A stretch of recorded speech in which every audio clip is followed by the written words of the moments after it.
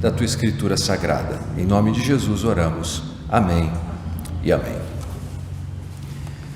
Eu gostaria de propor nessa noite um pequeno teste, ou melhor, talvez não um teste, uma enquete, uma pesquisa de opinião.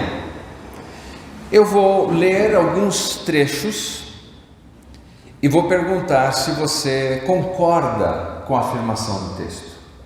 Se você confirmar, se você concordar com a afirmação do texto, se você concordar com a afirmação do texto, eu vou pedir para você levantar uma das mãos. Se você discorda da afirmação do texto, você simplesmente permanece como está. Vamos fazer o teste? Concordam em fazer o teste? Isso, vários discordam porque não levantam. Exatamente, se você não levanta a mão, é porque você não concorda com a afirmação. Muito bem, fique bem atento à leitura. Uma geração se vai e outra geração vem, mas a terra permanece para sempre. Concorda? Se concorda, levanta uma das mãos. Ok? Boa parte. O homem não tem vantagem alguma sobre o animal.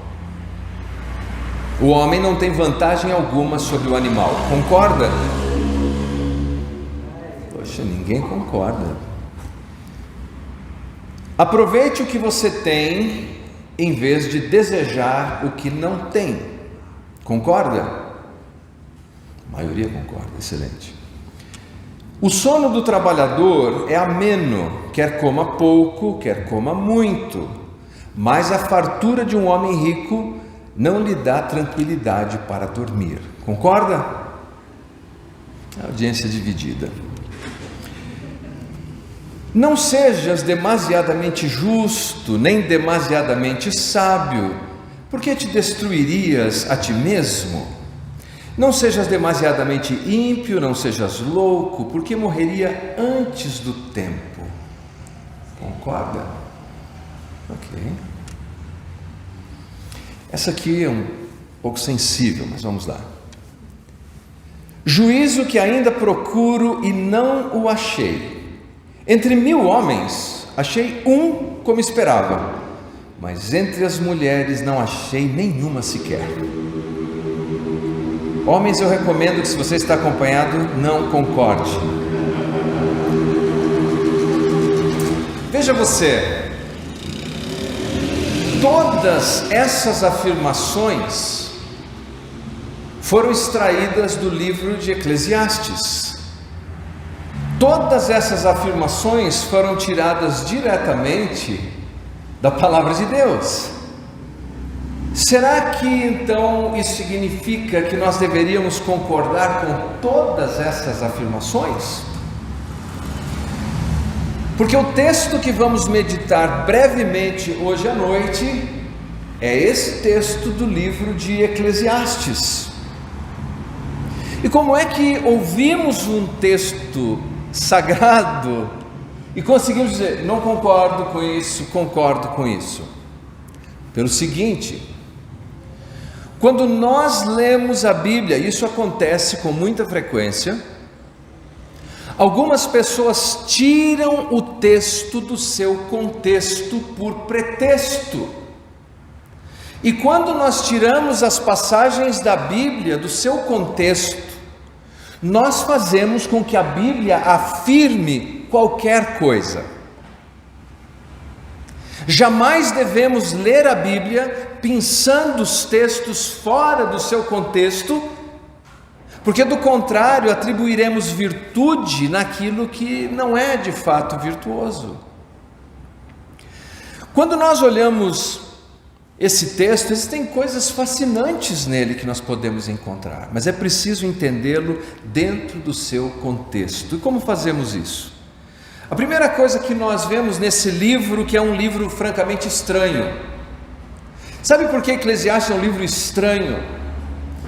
Não porque ele seja um livro difícil de entender. Tudo que eu li vocês entenderam bem, ou não? Entenderam? É um livro fácil de entender. É um livro difícil de concordar. porque as suas afirmações são ácidas. Alguém já disse que esse é o livro mais ácido, mais pessimista que temos na Bíblia. Se você apanha os filósofos pessimistas, como por exemplo Arthur Schopenhauer, ele parece uma criança brincando num playground quando comparado com o livro de Eclesiastes. E por que ele faz isso? Porque esse livro é tão sombrio? Porque esse livro é tão pessimista? Porque é um livro que acaba nos trazendo o que eu chamo de vários ismos. Vários ismos. Você encontra nesse livro existencialismo. Viva o momento. Faça tudo agora, já. Você encontra nesse livro chauvinismo. Acabamos de constatar um. Você encontra nesse livro hedonismo. Viva para o prazer. Desfrute todos os prazeres que você puder agora. Você encontra nesse livro cinismo, uma desconfiança contínua das intenções das pessoas. A nossa sociedade é assim. Nós temos dificuldade de olhar para alguém, mesmo quando alguém faz o bem, e não procurar se tem alguma coisa ali por trás, por que alguém faria aquilo? E nos tornamos cínicos, tal qual esse livro, que é extremamente contemporâneo. E finalmente o livro é um livro pessimista, pessimismo. Como disse um escritor britânico, para um cristão há dois ismos que são bons: evangelismo e batismo.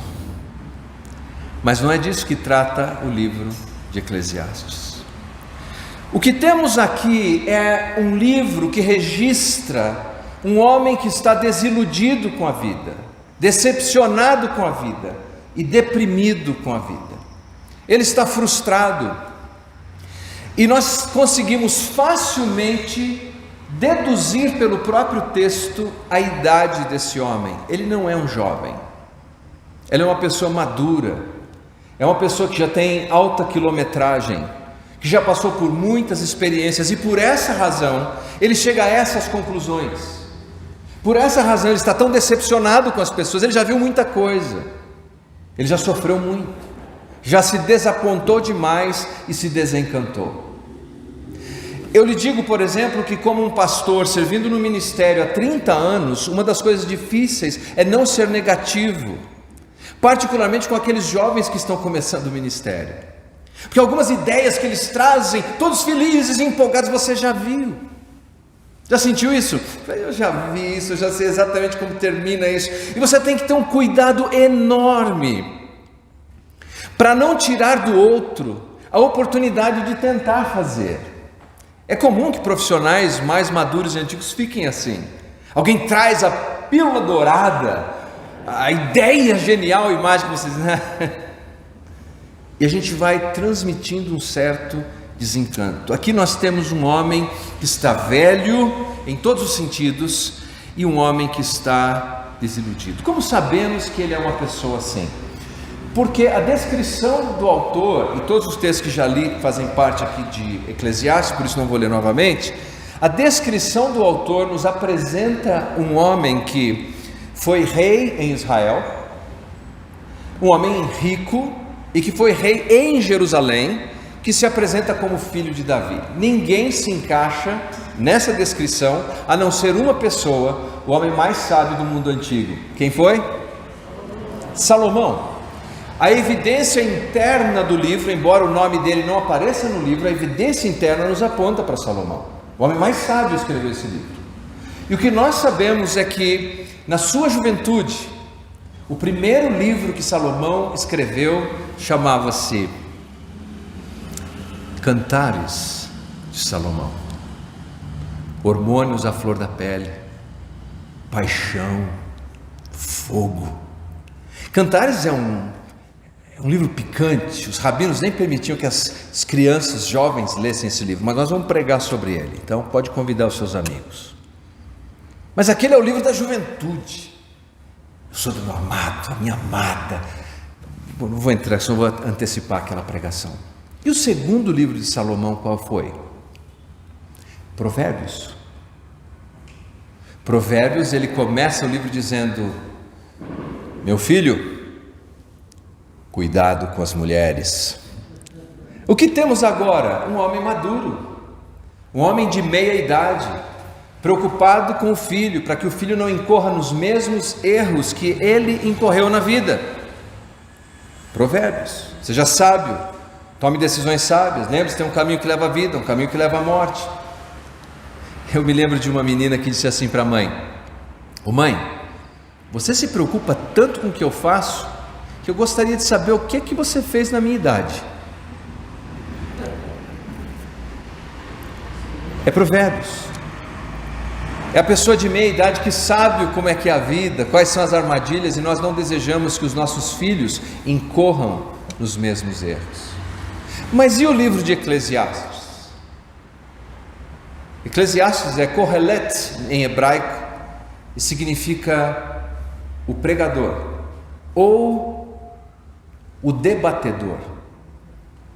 Não porque ele esteja debatendo com outras pessoas, o debate do qual ele trata, que é um debate dentro dele, é um debate na cabeça dele. Será que a vida vale a pena? Ou especificamente ele pergunta: será que a minha vida valeu a pena? Eu disse outro dia que a vida é como uma torta. Cada um de nós recebe uma fatia, e somente uma fatia. E nós temos que escolher muito bem como vamos comer essa fatia que recebemos. É por isso que ele diz assim: lembra-te do teu Criador nos dias da tua mocidade, antes que venham os maus dias, quando você dirá: eu não tenho mais prazer neles.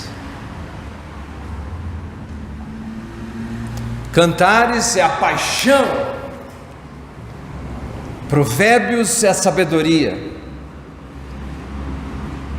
mas Eclesiastes é o debate interno. Se esse meu pedaço da torta, se a minha vida está valendo a pena. Veja você que a frustração dele surge por algumas razões. Abra por favor no primeiro capítulo, no versículo 14. Eu vou ler da Nova Versão Internacional, Eclesiastes capítulo 1, versículo 14.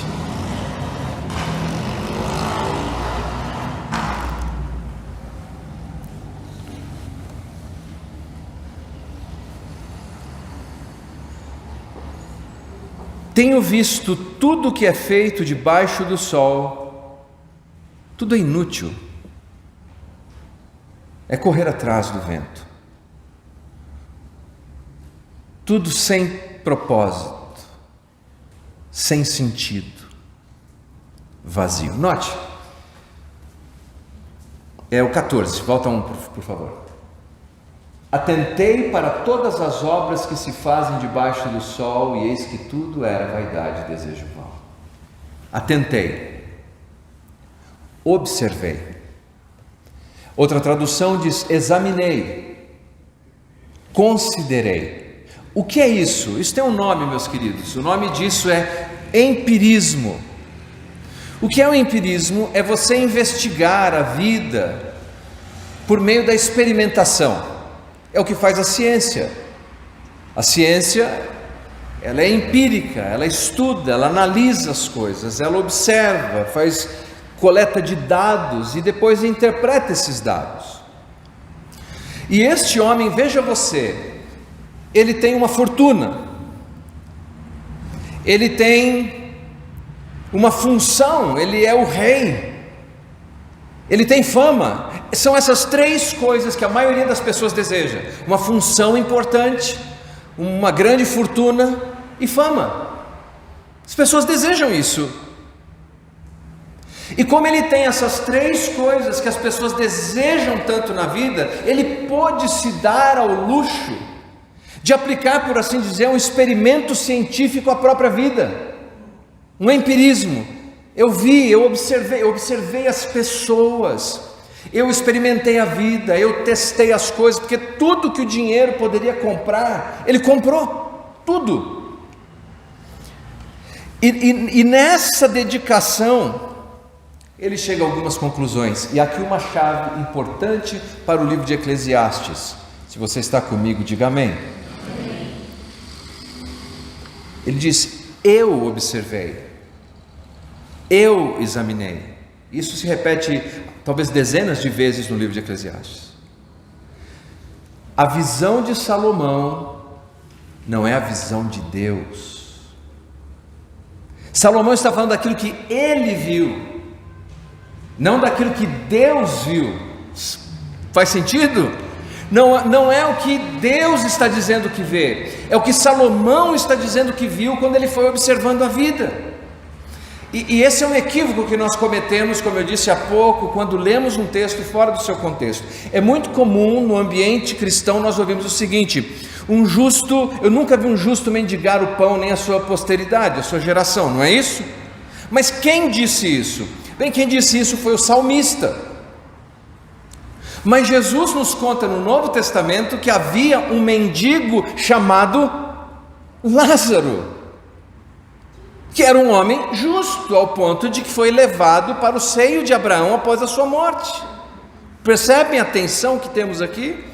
O salmista nunca viu um justo mendigar o pão, mas Jesus viu um justo mendigar o pão. Logo, é importante entender isso, porque sim, um justo pode enfrentar dificuldades tão intensas na sua vida, quando entendemos dentro do contexto, ao ponto de chegar numa situação dessa, de miséria econômica. E acreditem, meus queridos, graças a Deus nós vivemos num país em que não passamos por isso, pelo menos nos grandes centros urbanos, mas existem lugares em que irmãos nossos vivem assim.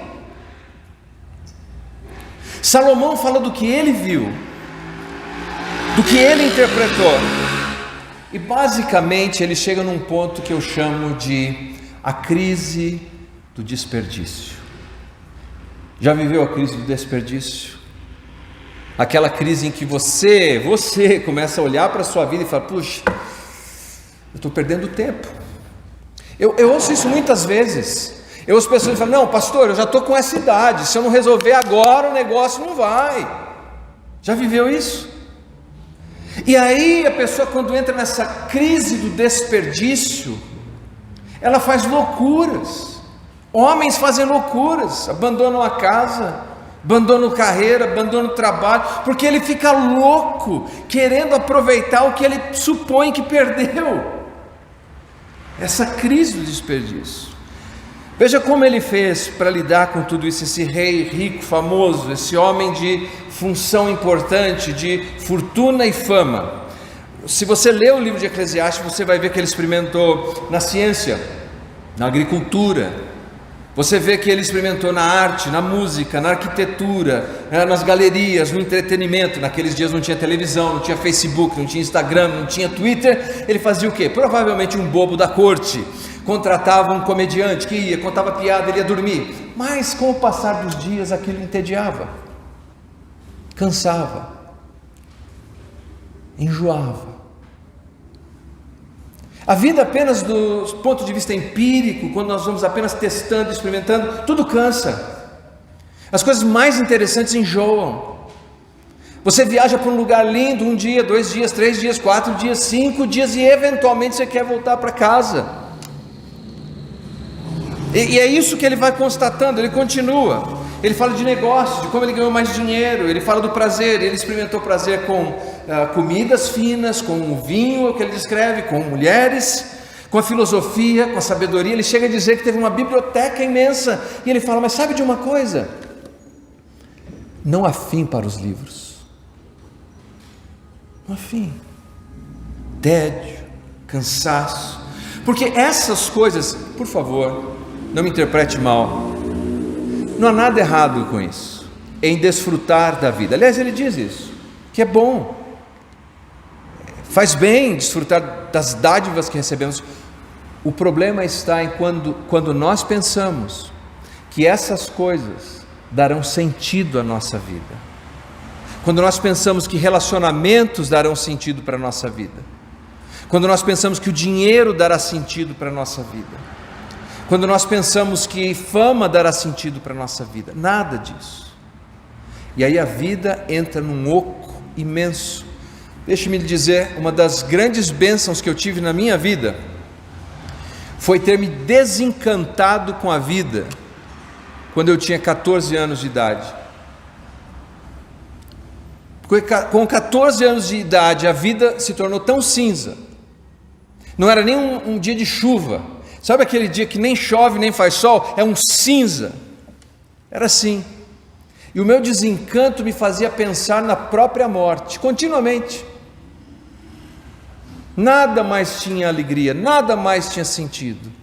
Mas esse desencanto me levou a procurar aquele que dá o propósito para a nossa vida, o Deus Todo-Poderoso. Salomão teve uma jornada e ele então conclui: é tudo inútil, é tudo inútil. A palavra que ele utiliza várias vezes na nossa tradução, as traduções mais antigas, é vaidade. Só que vaidade não traduz muito bem hoje em dia, porque a língua é dinâmica e vaidade tem um outro sentido, né? A ideia é vazio.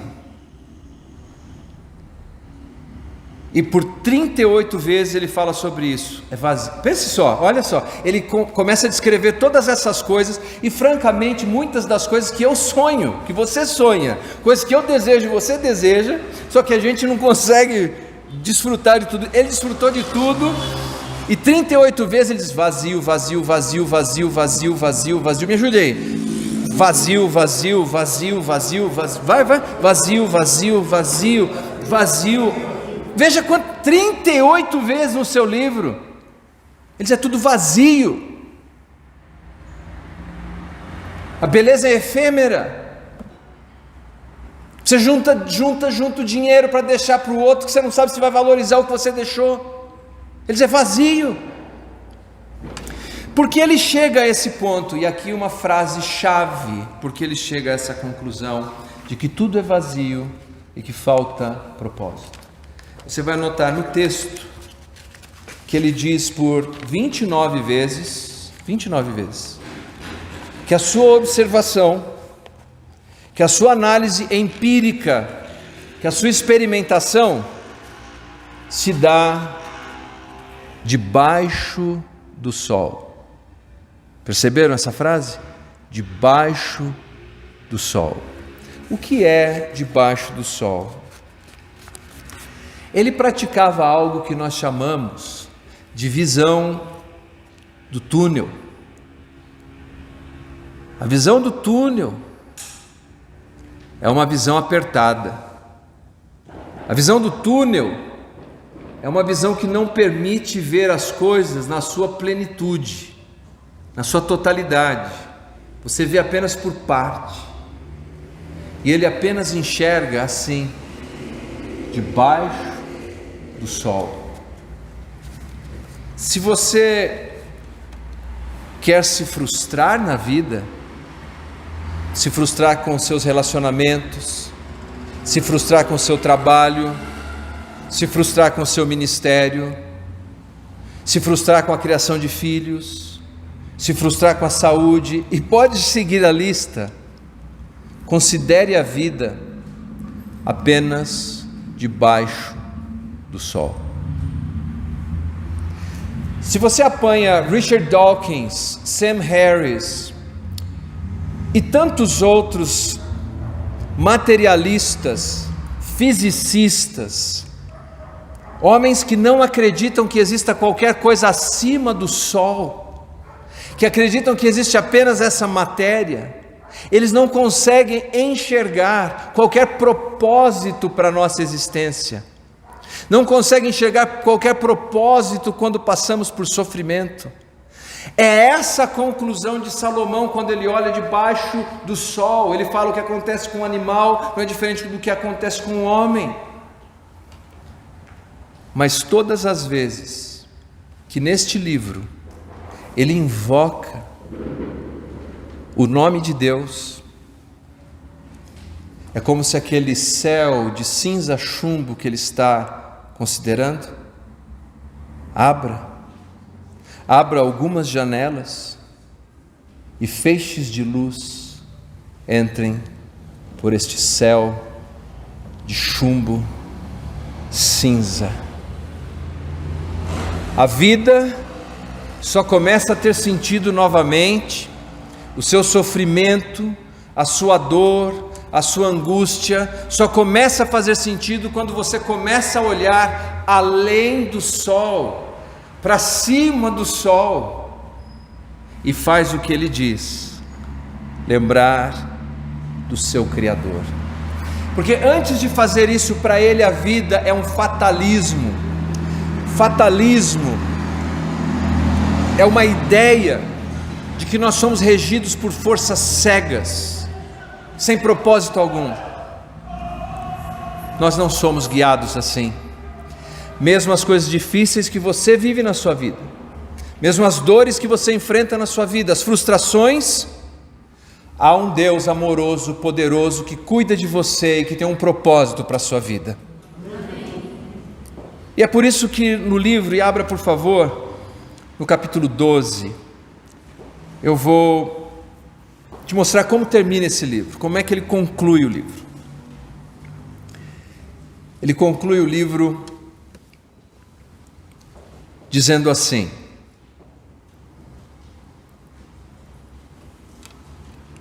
lembre-se do seu Criador nos dias da sua juventude, antes que venham os dias difíceis e antes que se aproximem os anos em que você dirá: eu não tenho mais satisfação neles. Antes que se escureçam o sol e a luz e as estrelas e as nuvens voltem depois da chuva. Quando os guardas da casa tremerem e os homens fortes caminharem encurvados e pararem os moedores e serem poucos, e aqueles que olham pelas janelas enxergarem embaçado.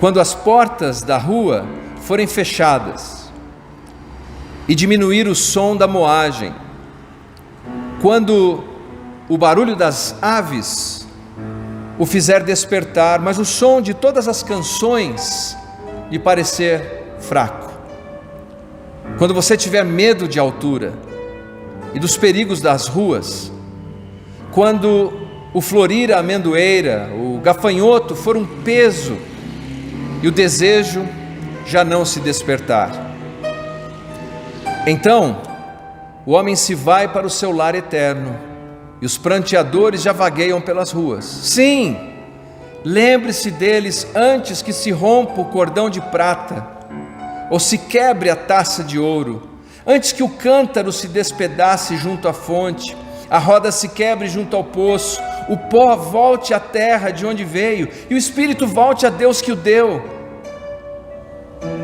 Tudo sem sentido, diz o mestre. Nada faz sentido. Além de ser sábio, o mestre também ensinou o conhecimento ao povo. Ele escutou, examinou, colecionou muitos provérbios, procurou também encontrar as palavras certas, e o que ele escreveu era reto e verdadeiro. As palavras dos sábios são como aguilhões, a coleção dos seus ditos como pregos bem fixados, provenientes do único pastor. Cuidado, meu filho, nada acrescente a eles. Não há limite para a produção de livros, estudar demais deixa exausto o corpo. Agora que já se ouviu tudo, aqui está a conclusão. É assim que vai fechar o livro. Tema a Deus, guarde os seus mandamentos, pois isso é o essencial para o homem, pois Deus trará julgamento sobre tudo que foi feito, inclusive tudo que está escondido, seja bom ou seja mal. A vida, meus queridos, ela é longa o suficiente para você cumprir o propósito de Deus na sua vida,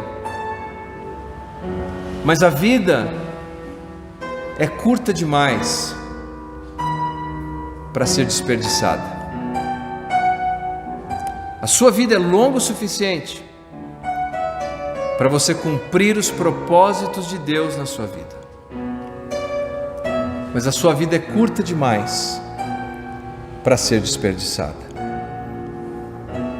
É esse o apelo do velho, trêmulo e cansado Salomão,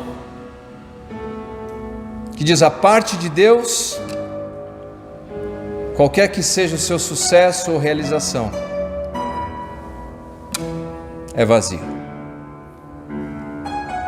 Mas por menor que seja a sua realização, se você fez buscando a glória de Deus, vai valer a pena. Vamos ficar em pé, vamos